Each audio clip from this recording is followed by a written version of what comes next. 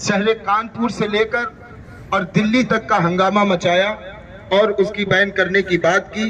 और इंशाअल्लाह ताला हमारे बुजुर्गों ने सुनी तो इंशाअल्लाह ताला वो जो पॉपुलर फ्रंट ऑफ इंडिया है, जिसे पीएफआई के नाम से जाना जाता है, असल में ये कट्टरवादी लोग हैं, कट्टरवादी विचारधारा से ताल्लुक रखते हैं। अब उसी के कुछ स्रोत भी ये बताएंगे। और 26 जनवरी का जो दिवस है, जो मजनू शाह मलंग मदारी रहमतुल्लाह अलैह की शहादत है, उस पर भी कुछ लबकुशाई करेंगे। मैं दावत सुखन देता हूं जनाब सूफी कौसर हसन मजीदी साहब, खानका एसोसिएशन राष्ट्रीय अध्यक्ष जी। और बहुत शुक्रिया बिरादर सगीर साहिब सज्जादा हजरत सैयद ज़ियारत अली शाह कानी मलंग साहब, हमारे भाई मुन्नू बाबा जी, सूफी खानका एसोसिएशन के राष्ट्रीय संयुक्त भाई अमरीश गौर जी, खानका एसोसिएशन के प्रदेश उपाध्यक्ष हसनैन बरकाती साहब, सूफी खानका एसोसिएशन यूथ विंग के राष्ट्रीय संगठन सचिव मौलाना कमरुद्दीन हैदरी मदारी जी और दीगर हमारे सारे भाई। मैं माजरत चाहता हूं जिन लोगों का नाम मैं नहीं ले पाया, वक्त कम है, बातें बहुत सी करनी है। सबसे पहले तो मैं आप तमामी लोगों को इस अजीम मुल्क हिंदुस्तान के अजीम दस्तूर यानी संविधान के नाफिज होने के 73वें साल में प्रवेश करने की हार्दिक शुभकामनाएं देता हूं। जनता के लिए, जनता के द्वारा जनता की चुनी हुई सरकार को लोकतंत्र कहते हैं और लोकतंत्र को स्थापित करने का जो फार्मूला है, जो ग्रंथ है, उसे संविधान कहते हैं। 2 वर्ष 11 माह 18 दिन के अथक परिश्रम करने के बाद देश के कर्णधारों ने इस संविधान को तैयार किया। हमारे देश का संविधान दुनिया का सबसे महानतम, विशालतम और अद्भुत संविधान है। हमारे देश के संविधान ने केवल भारत के नागरिकों को ही नहीं, इंसानियत को बचाने की गारंटी दी है। हमारे बुजुर्गों ने जब ये कानून संविधान बनाया तो बड़ी नजदीकी के साथ उन्होंने मुशाहिदा किया था पूरा सिस्टम चारों ब्रिटिश हुकूमत के जुल्म सितम का। जब पोजीशन ऐसे बरतानिया के लोग पोजीशन आ जाए, कोई तेजाब नहीं डाल देते थे लोगों पर। घर में एक जगह है माल रोड जिसे कहा जाता है। माल रोड जिधर से स्टार्ट होता था और जिधर खत्म होता था वहां पर एक बोर्ड लगा था, Indians and dog are not allowed. हमारे देश में ऐसी जगहें अंग्रेजों ने बना दी थी जहां पर भारत के लोग नहीं जा सकते थे। सिनेमा घर जो बने हुए थे, अब आप बात कहेंगे कि भाई आप लोग सूफी संतों सिनेमा घर की बात क्या करते हो, जो किताबों में पढ़ा है।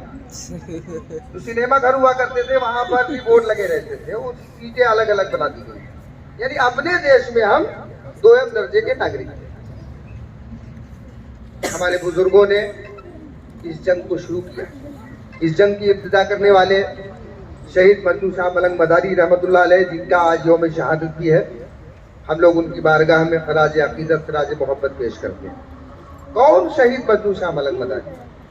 इनके नाम से ब्रिटिश हुकूमत कांप जाया करती थी, अंग्रेज कांप जाते थे, वो शहीद मजनू शाह मलंग मदारी रहमतुल्लाह।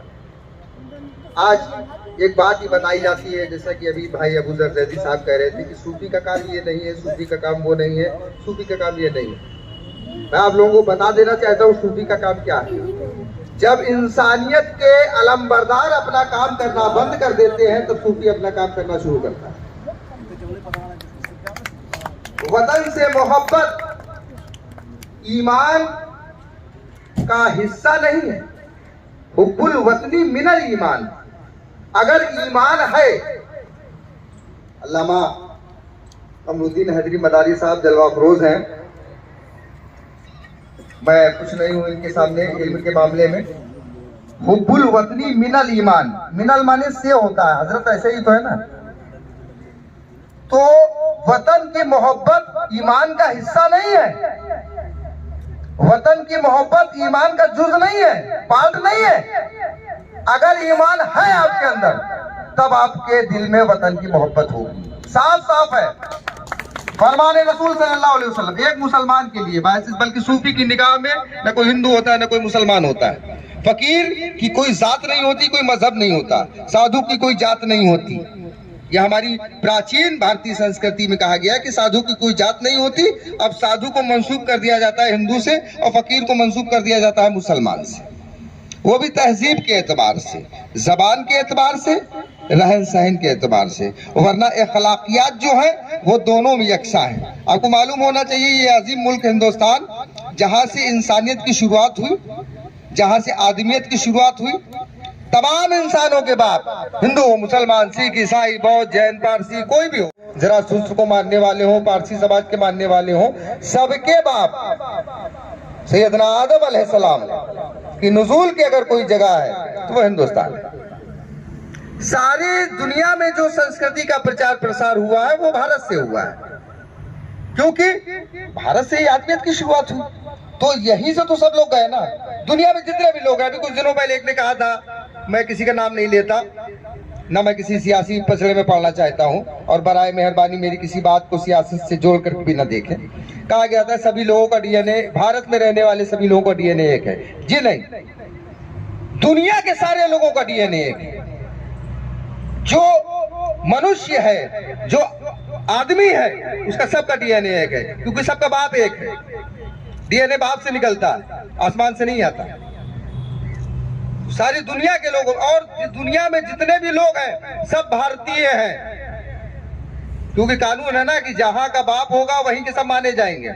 हमारे सबके बाप आदम अलैहिस्सलाम भारत के थे, क्योंकि भारत में ही आए। तो सारी दुनिया में जितने भी लोग हैं, चाहे वो अपने आप को अंग्रेज कह रहे हो, आयरलैंड में रहने वाले हो, नीदरलैंड में रहने वाले हो, हालैंड में रहने वाले हो, पोलैंड में रहने वाले हो, पुर्तगाल में रह रहे हो, सूडान में रह रहे हो, चाड में रह रहे हो, बर्मा में रह रहे हो, म्यांमार में रह रहे हो, कहीं भी रह रहे हो, दे आर टोटल इंडियंस,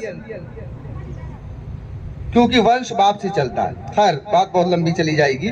बात मुझे जिस मुद्दे पे करनी है वो बात ही करनी है कि सूफी संतों ने जो पैगाम दिया वो पैगाम भी लगभग सभी लोग जानते हैं।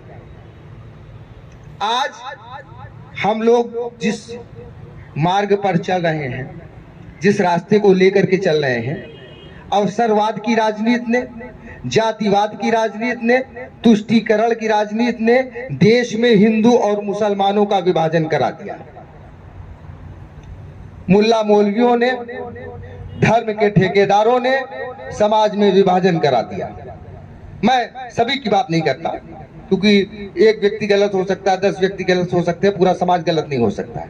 लेकिन कुछ ठेकेदारों ने समाज में दो समुदायों के बीच में, जो दो बड़े समुदाय हैं भारत में, हिंदू और मुसलमान, उनके बीच में नफरतों को पैदा करने का काम किया। इसलिए सूफी समाज को आवश्यकता हुई कि हम अपनी उस पुरानी तहजीब को, जो पुरानी रवायत थी, हजरत ख्वाजा हमीदुद्दीन नागौरी रहमतुल्लाह अलैह, नागौर शरीफ में आस्थाना बना हुआ, वहां कुछ राजपूत आपके पास पहुंचे, बड़ी दूर खड़े हुए थे, तो आपने कहा कि आप लोग हमारे पास क्यों नहीं आते हैं? तो उन राजपूतों ने कहा कि बाबा जी, हम आपके पास आना तो चाहते हैं, लेकिन वो जो आपके यहाँ वो जो खाना आना बन रहा है ना, ये खाना हमें नहीं आने देता है। अब देखिए फकीर का मिजाज देखिए, यहाँ लोग किसी के कहने पे गुटखा खाना नहीं छोड़ते, गुटखा खाना नहीं छोड़ते। फकीर का मिजाज देखिए, अच्छा हमारे घर के खाने का तरीका तुमको हमारे पास आने से रोक रहा है, ये खाना हमारे तुम्हारे बीच में रुकावट बन रहा है। अपने गुलामों को बुलाया, दारोगा मतबख को बुलाया और कहा आज के बाद हमारे लंगर खाने में वो खाना नहीं बनेगा जो दूसरे लोग नहीं खाते हैं, खाना वो बनेगा जो सब खाते हैं। 800 साल गुजर गए, नागौर शरीफ में वो नियम आज भी नहीं बदला। नागौर शरीफ में वो नियम आज भी नहीं बदला। आज भी हमारी खानकाहें यही दर्श दे रही हैं। बताना ये चाहता हूं, मुसलमानों के नाम पर कुछ लोगों ने विदेशों से पैसा लेकर के, विदेशी मुल्कों से फंडिंग करके इस देश को बर्बाद करने का प्रोजेक्ट एडॉप्ट किया है, जिसमें से एक नाम प्रमुख रूप से PFI यानी पॉपुलर फ्रंट ऑफ इंडिया का नाम है। ये लोग लोगों की सेवा सत्कार करने के बहाने एक एनजीओ इन्होंने बनाई कि हम आपकी मदद करते हैं, आपकी सहायता करते हैं। दरअसल ये सिर्फ और सिर्फ इनका एक छद्म एजेंडा है और कुछ नहीं है। ना तो इनके अंदर कोई इस्लामी तालीमात के मामले हैं और ना तो इनके अंदर कोई इंसानी खिदमत के मामले हैं। जो लोग ये मिशन चला रहे हैं, उन्होंने कहा कि हम इंडिया की डेमोक्रेसी को बचाना चाहते हैं, भारत के लोकतंत्र को बचाना चाहते हैं। ये वही लोग हैं जो लोकतंत्र को बचाने की बात करते हैं, लेकिन प्रोफेसर के.टी. थॉमस का हाथ इस बिना बेकार देते हैं कि वो उनकी विपरीत विचारधारा के लोग हैं। केरल के जंगलों में कैंप चलाने वाली पीएफआई, आप लोग सोच रहे होंगे कि ये नाम कहां से आ गया, ये पीएफआई है क्या? पीएफआई एक बहुत बुरी बला का नाम है। आपने सुना होगा 1997 से लेकर के 2002 तक 5 सालों में एक संगठन ने बहुत हमको अपने घर में रह करके जो घर को नुकसान पहुंचा रहे हैं उनको चिन्हित करने की जरूरत है और खुद लड़ने की जरूरत नहीं है। उनके बारे में आप सूचना दीजिए, पुलिस कार्रवाई नहीं करती। मैं जानता हूँ, मैं पिछले 2 साल से आंदोलन कर रहा हूँ। पीएफआई के लोगों ने हमको सर काटने की धमकी दी। हमारे राष्ट्रीय चेयरमैन मुफ्ती वसीम अशरफ साहब को पत्र लिख करके भेजा किया और बराबर फोन पे धमकियां आ रही है, भी आ रही है, हमले हो रहे हैं, घर पे हमले हो रहे हैं। पुलिस कार्रवाई नहीं करती। आज तक उन्होंने चार्जशीट दी नहीं, ना वो कार्रवाई करेंगे। आपको खुद उच्च अधिकारियों तक अपनी बात पहुंचानी है, उनको चिट्ठियां लिखनी है, पत्राचार करना है और आपसे अगर नहीं हो पा रहा है तो कैंसिल हो गई से संपर्क करें। अगर किसी ने होली की बधाई दे दी, दिवाली की बधाई दे दी, फतवा चला आ रहा है, ये हराम है, ये नाजायज है, ये देश फतवे से चलेगा? देश फतवे से चलेगा या संविधान से चलेगा? सभी का मुल्क, अगर किसी ने वो उसको अच्छा हिंदू माना जाता है आपकी निगाह में, मुसलमानों की निगाह में, लोगों की निगाह में, जो मुसलमानों को उनके त्योहार में बधाई दे देता है जाकर के, उसको अच्छा हिंदू माना जाता है। तो अच्छा मुसलमान भी तो उसको मानना चाहिए ना जो हिंदुओं को बधाई दे जाकर के। मोहब्बत एक तरफ से नहीं होती, मोहब्बत दोनों तरफ से होती है। और यही पैगाम आज आप फतवा लगाते हैं कि होली मनाना हराम है, होली का रंग खेलना हराम है। बाबा बुल्ले शाह 300 साल पहले कह गए, क्या कह गए? होली खेलूं मैं पढ़ के बिस्मिल्लाह।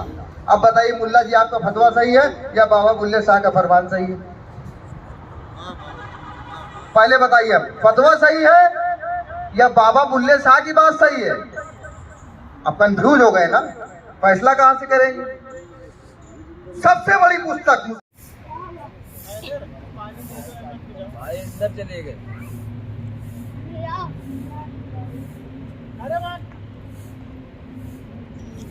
आओ